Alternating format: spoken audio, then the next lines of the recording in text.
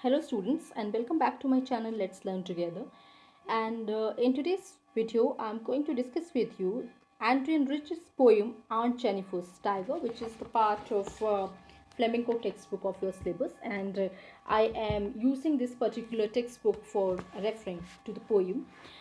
In one of my last videos, in fact the video which has just preceded this one, I had talked to you about how Western modern feminist thought has begun to develop over a period of time, and how is it that it has changed also, and then there is this growth and movement in the thoughts and regarding the feminist experiences and existence in the human society that had been traced in the most more Western modern feminist movement. So in my last videos I had talked to you about that. But it was a very brief sketch of what the movement looked like actually. If you want to read through it, there are a lot more that could actually be read about the same thing, but I had given you whatever little was required to give you a initiation into the process of understanding feminism. In this particular video I intend to discuss with you the poem Aunt Jennifer's Tigers, and I would request you to sit along with your textbooks and also with a notebook and a pen, so that as I'm talking to you, you can continue to take notes which will help you later on, right? So I'm just trying to read the poem first. Please follow along and then you can start taking notes if you feel like.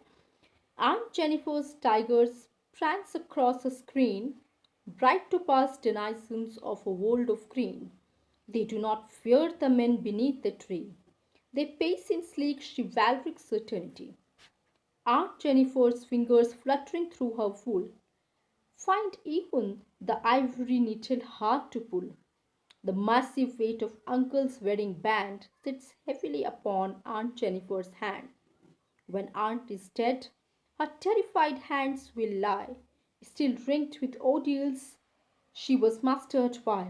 The tigers in the panels that she made will go on prancing, proud and unafraid.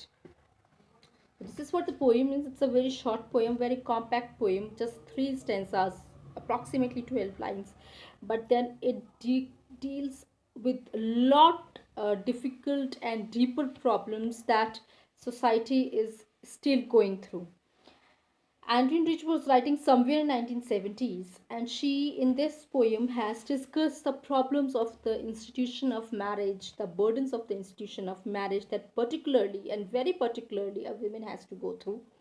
But these problems are very much relatable in today's scenario also, and it is very much related in Indian middle class, or in fact upper class, or I would just say that this is not a caste related problem at all, this is not a class related problem at all, but this is very much a gender related problem which will appear in all the classes across the human society, or across the Indian society, where most of the women go through and they suffer through the burdens of marital status that they would have gained after getting married.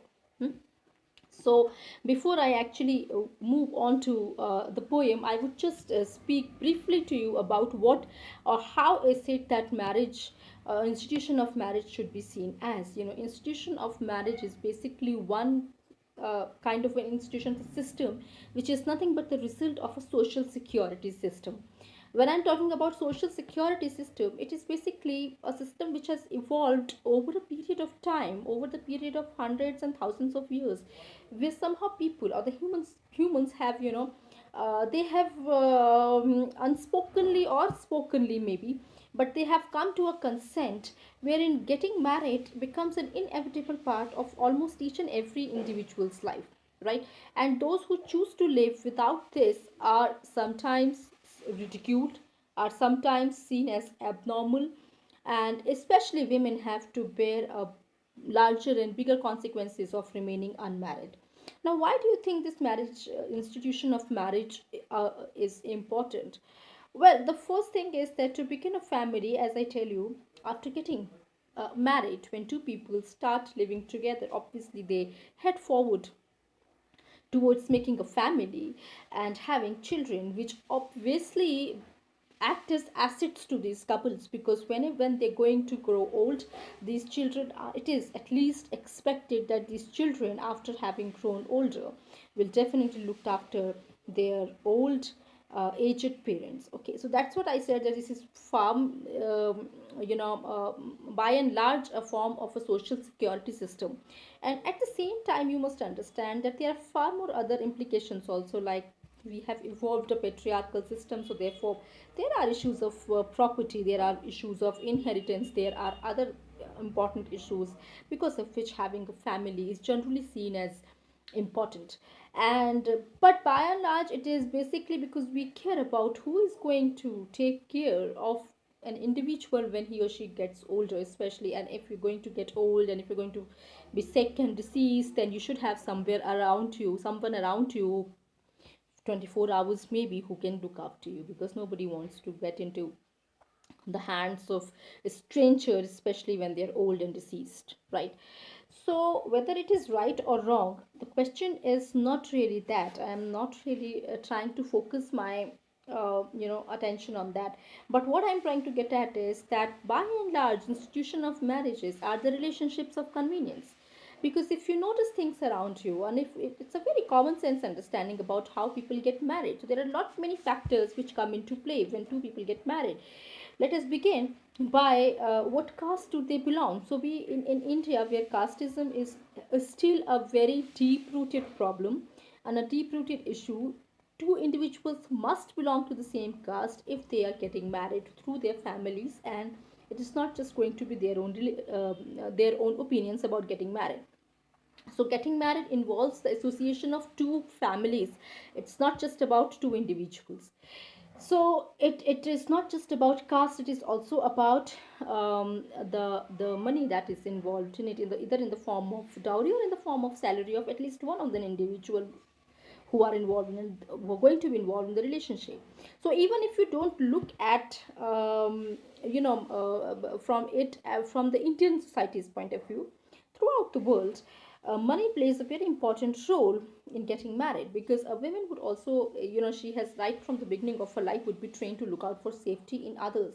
So when she is getting married, she would ensure that whoever the person she is getting married to, that person is able to give her financial and emotional stability and security. At the same time, the man would also look out for certain qualities, for example, submissiveness, obedience to the family, skills of adjusting into a new family, and adjusting without complaints, without making complaints. And at the same time, she's going to leave her whole identity behind when she's going to get married and going to adopt altogether a different identity. So all these things are required from a woman also, apart from the skills of domesticity, of taking care of the domestic needs. These are some of the other things which are required from the women. What I'm trying to get at is that by and large, once again, I would say, it is not just, marriage is not just a system of social security, but it is largely a mercenary deal also. Mercenary deal because both the families have to invest into, have to financially invest in the relationship, so that it grows and prospers in a much better way. So the more money you have, better are the chances of getting a good husband or a wife. I'm not saying a good human being, but I'm particularly using the word husband and a wife. So this is how the society has come up with this whole system of getting into, pushing two people into marriage, because society definitely gains a lot out of it. It's not just the security system, it actually puts a good restrictions on sexual anarchy also, which might take place if the marriage systems were not evolved, right? So whatever I've said, these are my own observations. You could think about some more ideas also, and you can share them with me. How is it that you consider, institution of marriage? Whereas marriage should be more about companionship, it should be more about kindness towards each other, it should be more, which are present in some of the marriages. These kind of qualities are present. I'm not saying the marriages are failed marriages, but then it should primarily be about these things. It should primarily be about getting a companion for a whole life, and it should primarily be about being kind and accepting towards each other. But the point is that these qualities may come as byproduct whereas the primary qualities or primary necessities in a marriage are generally related to the mercenary nature, or the mercenary for the financial backgrounds of the both families. But this is the case of most of the families and not all of the families, right? When we're looking at this poem, you find a character, Aunt Jennifer. Now, when it's important that she is not just referred as Jennifer, but then she is referred as Aunt Jennifer, because the word aunt tells her about her elderly nature. I'm more prone to say her that she is probably somewhere in her middle age or post middle age, and that is why the word aunt has been used, which means that she has lived through her marital life for quite a long period of time. It could be more than a decade, or probably more than 2 decades that she would have spent. It is the least time, and I'm telling you, she should have spent more time than this, and that's why the word aunt is used. Now, this is my observation. Once again, you can come up with your criticism also, and don't fail to share them with me, please. And let us look through the poem stanza by stanza. Overall, this was what I thought, that it was about institution of marriage, and it is about how burdenous this institution of marriage has been for her. And this marital, she has sacrificed a lot of things actually into this marriage, and that is why that's get very easily reflected in her very feeble character. Okay, let us move through it stanza by stanza. Now I'm discussing first stanza. So here in the first stanza, you can find that there is probably the room of Aunt Jennifer's house where she's sitting, and there is one painting somewhere on the wall where there are tigers which are prancing, which means they are in movement, like they're jumping or they're making some movement. So there is a painting. You need to imagine this. There is a painting in which there are certain tigers, and these tigers are making movement. And how do they look like? They're like bright topaz denizens of a world of green. World of green is obviously the forest, and bright topaz denizens means they like color is extremely yellow, and that is something that gives a beauty to their body, right? And denizens means they are the inhabitants of the world of green. So look at the way colors are being used in this particular sentence, and you understand the beauty of language that the poet is using here, that the color which has been given to the tigers is bright yellow, and how they are being drawn, they are drawn against a green background of the forest. Okay, and they do not fear the men who are sitting beneath the trees, which means the same painting may contain some men, human beings, who are sitting beneath the trees. And but then these tigers are extremely fearless, and they absolutely are not concerned with the presence of the human beings, because they are completely sure of that this jungle, the forest, is basically their home. And human beings or men are basically the intruders over there. They're not the inhabitants, they're the intruders. So why should they be fearful of intruders? It's their place, and they have complete command and right over that land, about that area. They pace in sleek chivalric certainty. Okay, so chivalric certainty. Certainty is certain when there is no doubt, when there is an extreme amount of surety about that this is their place, they have complete control over it. It's their right to be there, and so they when they're moving, so there is this sense of surety which gets reflected in their movement. But then it is not just the sense of security, but there is this sense of chivalricness also there. What is chivalry? Generally, the chivalry, the word was used with these 15th, 16th century knights in England, when they were called as very chivalrous, because they had all the qualities. The knights would be good singers, poets, fighters, writers. They would be very good administrators. So they more or less had all the qualities, right, which were seen as extremely important to be called as to be known as a gentleman, and therefore they were called as sir. Their name would generally be preceded with sir, because sir was an important title which a knight in those days could get, right? So chivalric means an extreme, that's as I said, the chivalric is this quality where they are, once again, there is this reflection of courageousness and braveness, and there is absolutely no fear. So there's this reflection of fearlessness also in the character. So they know that they're completely chivalric, there's this absolute amount of freedom that they're enjoying, and they're completely sure that it's their place, and they're moving with that heroic surety. So chivalric is basically related to heroism also. right? So they are moving in a very, they pace in sleek.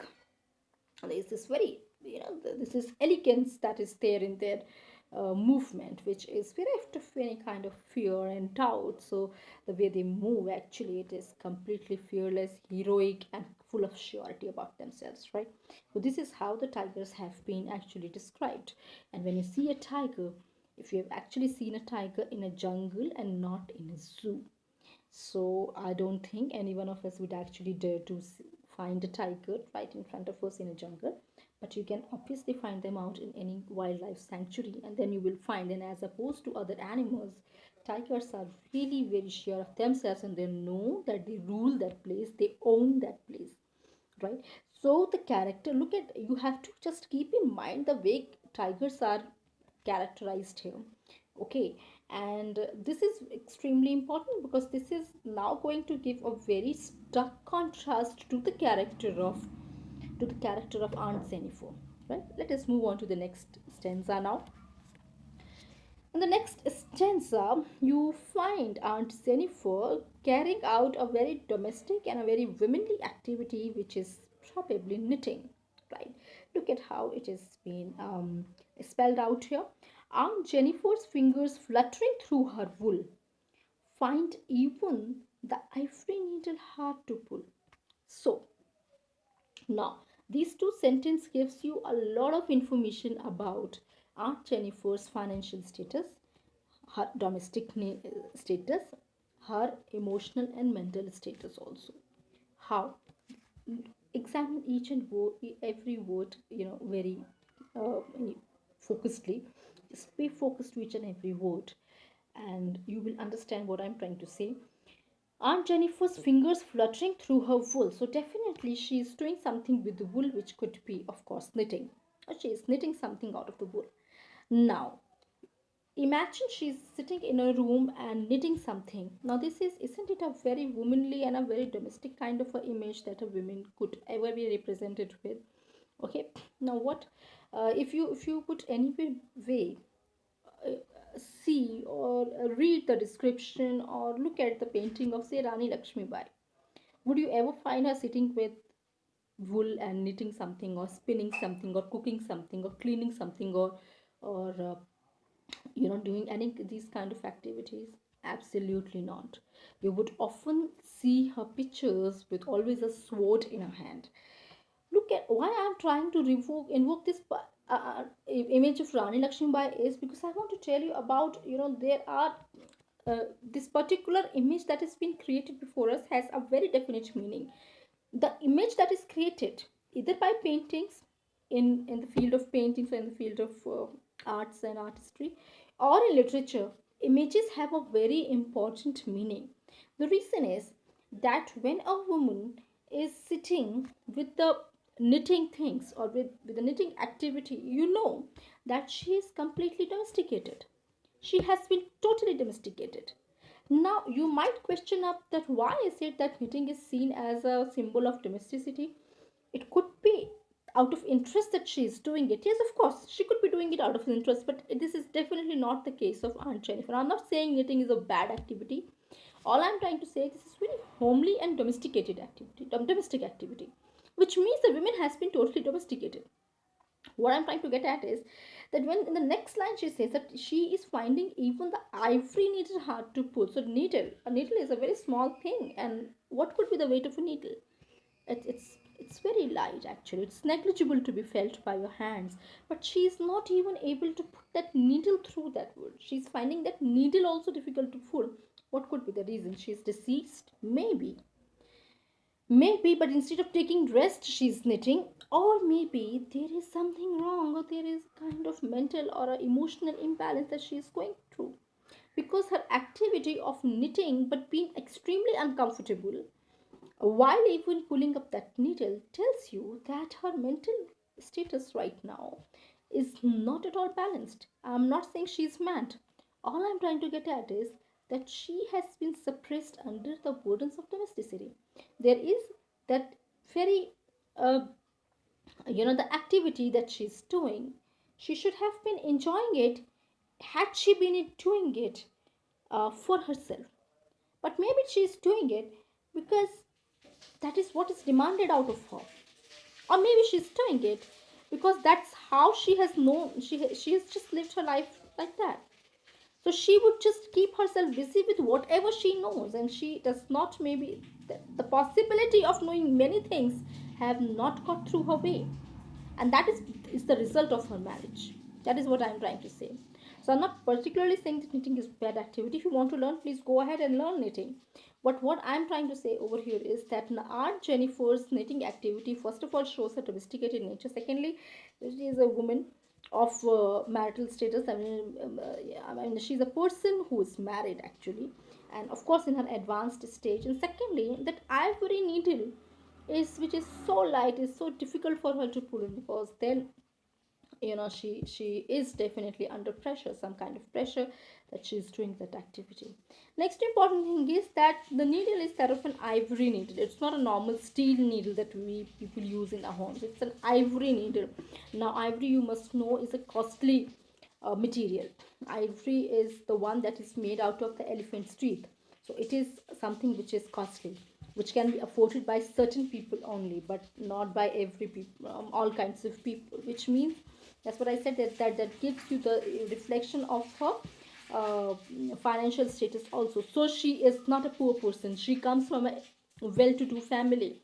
Okay, she is definitely from upper middle class or from the rich classes, which means once again you are looking at Aunt Jennifer as a Western, now please understand, Western upper middle class or upper class married woman.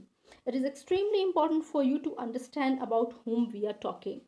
Okay, these kind of things might be to a certain extent acceptable if you find these kind of inequalities and injustice being done to women at a places where where people belong to poor classes. They're uneducated and have unrefined emotions about relationships.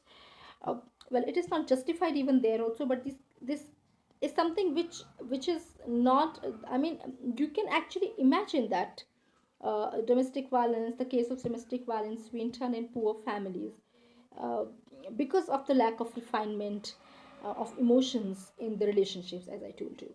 But then when you look at educated people doing the same thing, then you understand that how deeply ingrained are the ideas of gender inequalities, and it surpasses all civilized educations that has been offered to us.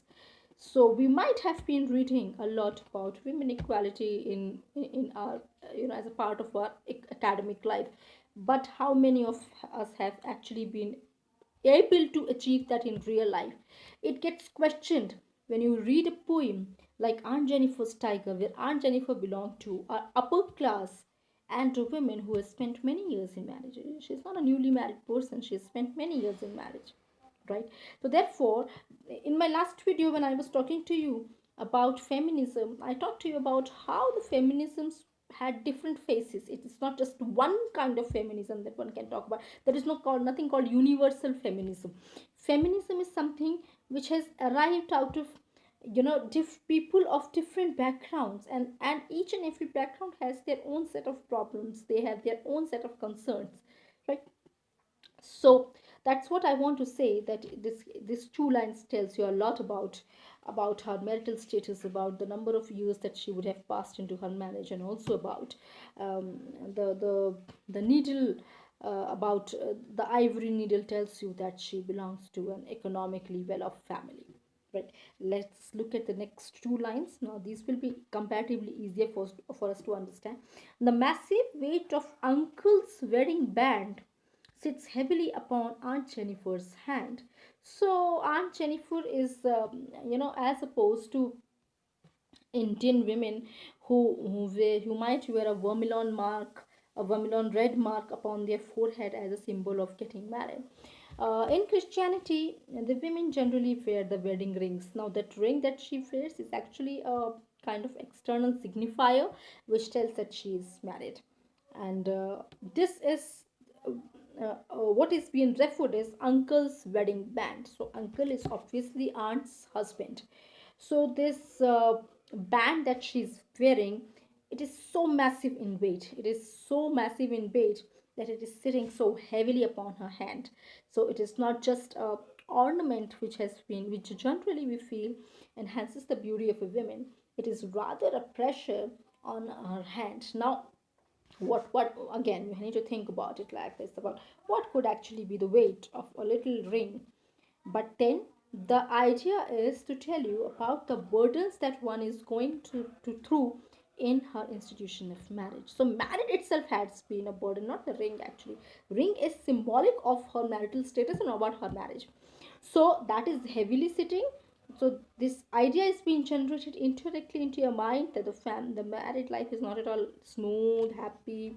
There is hardly any concept of companionship or love in the marriage. Probably she's just been, pressurized by the burdens of her marriage, of the role that she has been playing, of that of a wife, maybe of that of a mother, of that of a daughter-in-law, which has completely crushing down her identities as a woman, right? And that is why, since the this marriage is so it has been so pressurizing and stressful to her, even a very small activity of just pulling a needle across the wool has become extremely difficult for her. When aunt is dead, her terrified hands will lie still ringed with ordeals she was mastered by. But interestingly, these problems of marriage are not just they're not just present till her life. These are going to follow her even in her death. Now this is probably the most difficult and the saddest part of the poem, where she's saying that even after her death, whenever when she will die with an identity of a marital person, a maritally of a married person, sorry, of a married person. And even in the death, this ring will still be around her hand, around her finger. And she would still, even in death, will be known as a wife of Mr. So and so. I hope this is clear. So she's saying that when aunt is dead, her terrified hands. Why are the hands terrified? Because they are terrified. It is because the kind of oppression that she has felt throughout her life, and her hands are reflective of that. They are completely strengthless. There is absolutely no strength in her hands, and that is why she's not able to do the knitting properly, right? So her hands are definitely terrified by the kind of operations that maybe she has gone through. Some kind of physical abuses also, along with the mental and emotional abuses, and that is why these problems will stay with her. These experiences, these ordeals will still stay with her even in her death. Even in her death, she is not. Such deep are the gender inequalities that women have to go through in their life actually, right? So when she will die, she will still be ringed with the ordeals. Ordeals are the bad experiences that one goes through, right?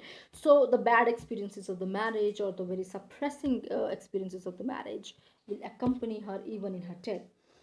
The tigers in the panel that she made will go on prancing, proud and unafraid. So, but then she has made the tigers in the painting that were referred to in right in the first stanza, whereas those tigers are still prancing, jumping around, making movements, completely unafraid, in a in the most chivalric certainty, the most heroic manner. But then, how was its creator?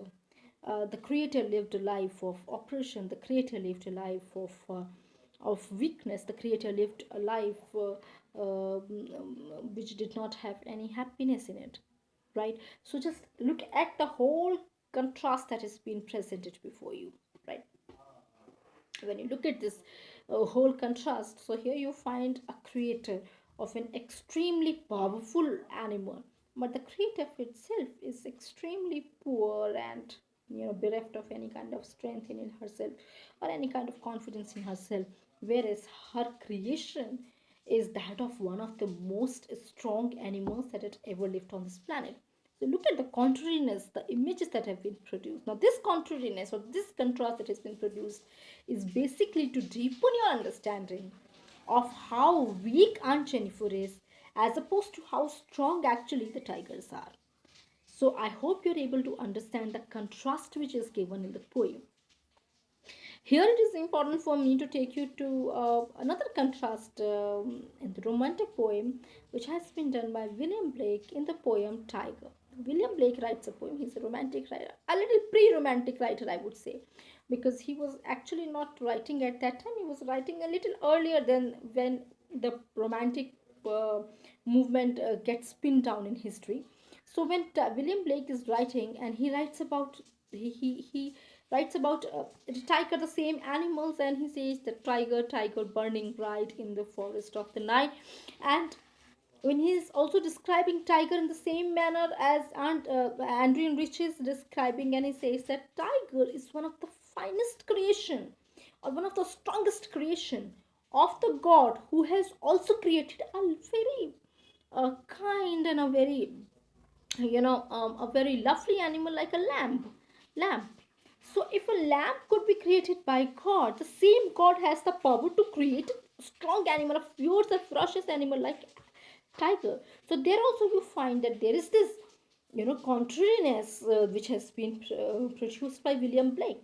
I was just reminded of it over here as I was going through the poem, so I give you the reference. You can read out the poem. Just find it out on the internet and you can read it out the poem.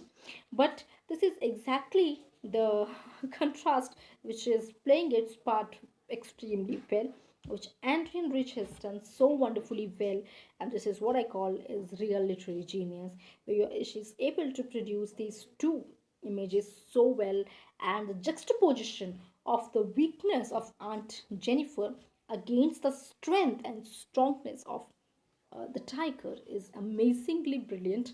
And this is what that gives meaning to the poem and makes us think about the very deep gender inequality that happened not only in Adrienne Rich's time, but is still continuity, is still in its continuity, and it's still, into participation. It is still into its participation.